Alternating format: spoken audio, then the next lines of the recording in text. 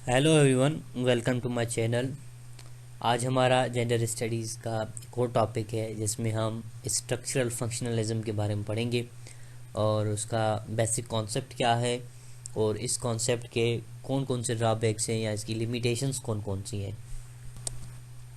Concept of structural functionalism सबसे पहले ये ओरिजिनेटेड जो है या इसका फाउंडिंग फादर जो है वो इमाइल डर्कहाइम है।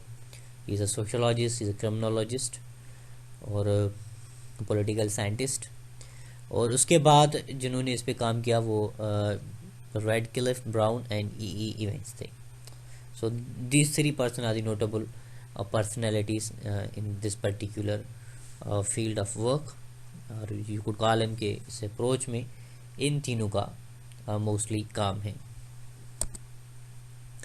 According to them social structure is key, जो कि सोशल स्ट्रक्चर है सोसाइटी का वो बिल्कुल इम्पॉर्टेंट है। Family is important, government is important, education, economy, religion and science are the functional units of society.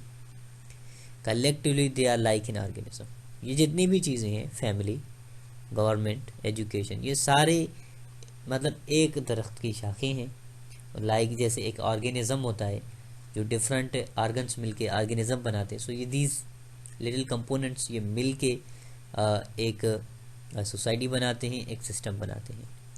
ये स्टेटस को सपोर्ट करते हैं अकॉर्डिंग टू देम के जो एग्जिस्टिंग नॉर्म्स और वैल्यूज़ हैं उनके हिसाब से चलना चाहिए। उनके अगेंस्ट में अगर हम नहीं चाहेंगे तो क्योस भी नहीं होगा, लालेस भी नहीं होगी, और जो वुमेन को सर्टेन गिवन राइट्स है they are more than enough.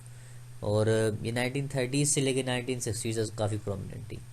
Status को सपोर्ट करते हैं, कहते हैं कि जो सिस्टम है दैट शुड बी फॉलोड, जो कि जो गवर्नमेंट से उनकी जो पॉलिसीज़ हैं उनकी तरह रहना चाहिए, उनको फॉलो करना चाहिए और आप सेपरेट नहीं कर सकते। जब आप वुमेन के राइट्स की बात करते हैं दैट मीन्स आप सोसाइटी को डिवाइड करते हैं।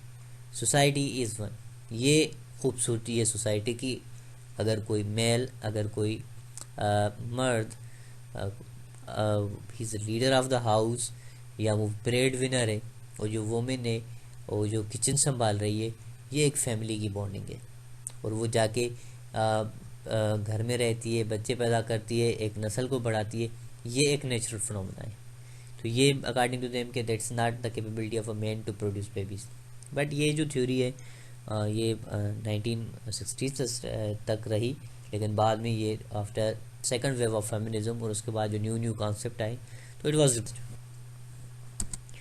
ड्रॉबैक्स। इसके तीन मेजर ड्रॉबैक्स हैं। एक तो इसका सोशल चेंज पे कोई फोकस नहीं है कि थ्रू आउट द सोसाइटीज़ में क्या चेंजिंग आ रही थी, किस तरह से आफ्टर इंडस्ट्रियलाइजेशन सोसाइटी किस तरह इवॉल्व हो रही थी, न्यू टेक्नोलॉजीज़ और न्यू राइट्स मूवमेंट जो थी, या जो कि वोटिंग राइट्स मूवमेंट थी या लीगल राइट्स मूवमेंट थी वुमेन की फर्स्ट वेव से लेके ऑनवर्ड्स। तो इन्होंने इस पे फोकस नहीं किया कि सोसाइटी में चेंज भी कोई हो रहा है। स्टेटस क्वो पे इन्होंने बोला कि स्टेटस क्वो पे आप फोकस करें और उसके साथ चलें, लेकिन वो सिस्टम ही चेंज हो रहा था।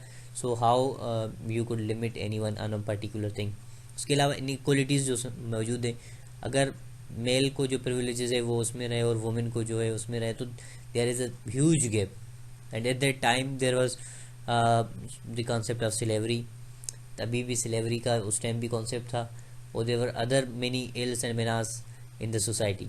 उसके अलावा कॉन्फ्लिक्ट्स जो चल रहे थे within the country, within the states.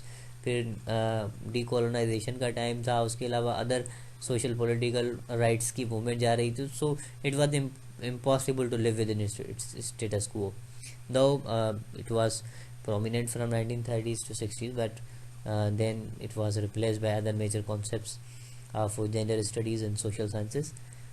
But they tried to give their way to bring harmony, और you could say कि इनकी जो अंडरस्टैंडिंग थी उस हिसाब से उन्होंने इस चीज़ को हाईलाइट किया। Thank you very much, good bye till next time. I hope कि ये कॉन्सेप्ट आपको समझ आया होगा। Kindly share, subscribe and like my channel. अल्लाह हाफिज़, टेक केयर।